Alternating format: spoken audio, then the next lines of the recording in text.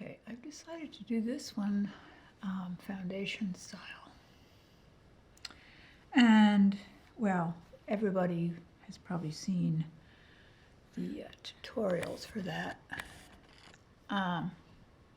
You start with something in the center, then you place a piece and you just sew across. Of course, you're going all the way through to the back.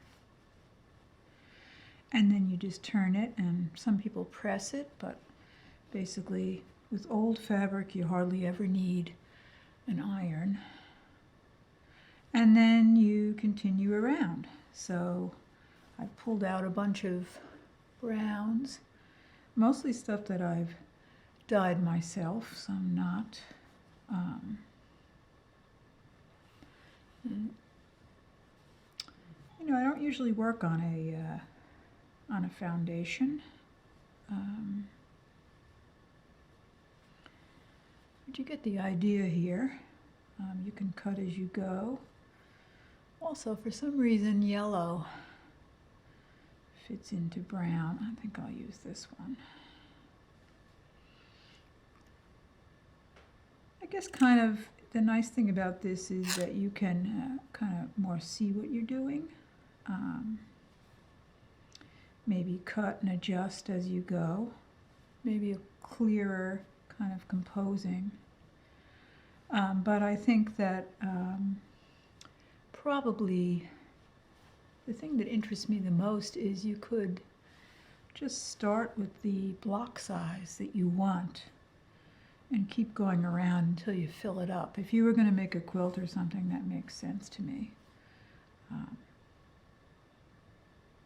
Also, you know, the thing about foundation quilting is, in a lot of the old log cabin quilts, things were sewn to a heavier fabric, and a lot of times those quilts were tied because it was too hard to quilt through.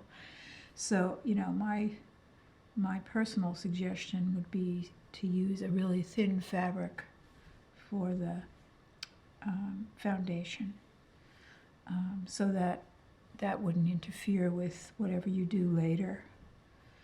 You know, something like a cotton lawn or a really thin blouse fabric, curtain lining works. Or if you're going to use muslin, make sure you get a really lightweight muslin, you know, like around 2 ounces square yard. They make it really tightly woven as well, and it's not very friendly.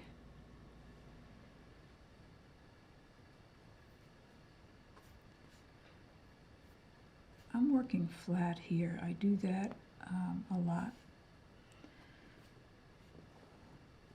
This is an old game board.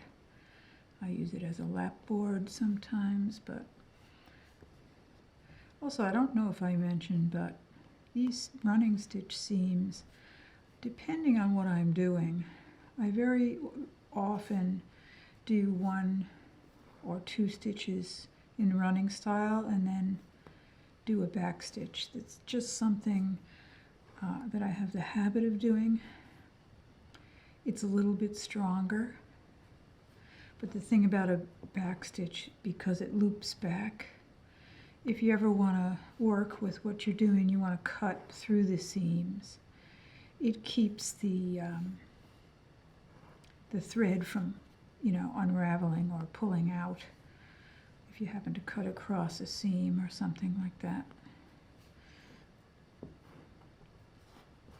And just as a seam in general, it does have more strength.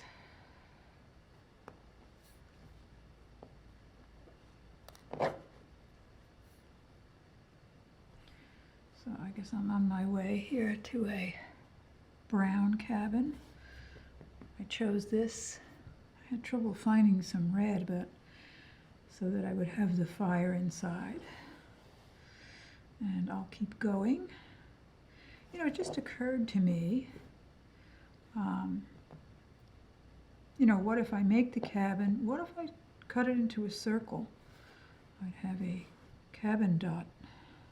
It's a thought. You know, also, looking at what I'm doing here, I suppose that also if you're working on a foundation, you could just do this applique style, right? Absolutely. Okay, so it looks like we can do it any way at all.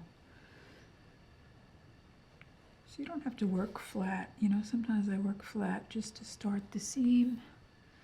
Sometimes I work flat to keep from pulling too tightly, or just to make sure that everything is flat, I guess. But you can do it however it feels right to you, I think. Just trying doing things many different ways, just to evaluate it.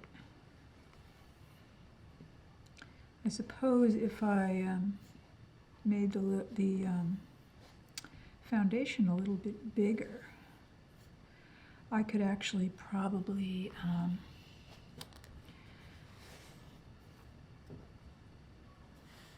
draw around it and make it into something else. Or I could actually have drawn on the foundation and just attach this where I want it in the drawing.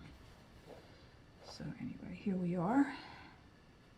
1, 2, 3, 4, 5, 6, 7, 8, 9. Even though this looks like a piece, it isn't.